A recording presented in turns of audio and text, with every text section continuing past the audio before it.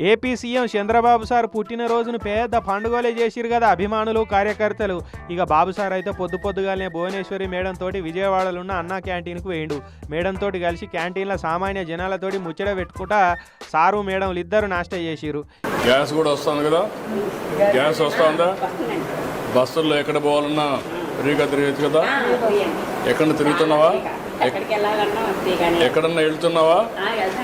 ఎక్కడికి వెళ్తున్నావు?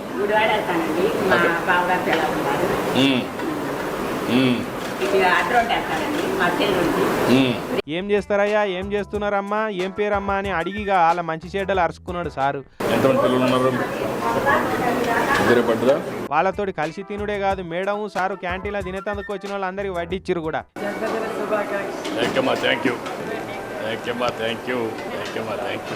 సంతోషం.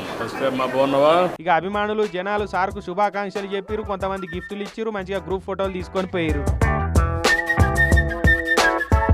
ఇక ఇంటికాడ అయ్యగారులేమో సార్కు ఆశీర్వాదాలు ఇచ్చిరు. మొత్తానికి సార్ ఇట్లా పుట్టినరోజును సాదాసీదాగా చేసుకుంటే అభిమానులు కార్యకర్తలు మాత్రం జాతర లెక్కనే చేసిరు. ఎవ్వరు కాలు తగ్గేదేలే అన్నట్టు పోటీలు పడి సారు బర్త్డే సెలబ్రేషన్స్ జరిపించారు. సార్కు 76 ఏళ్ళు పడుతున్నాయని చాలా మంది నాయకులు 76 కిలోల కేకులు కోసిరు.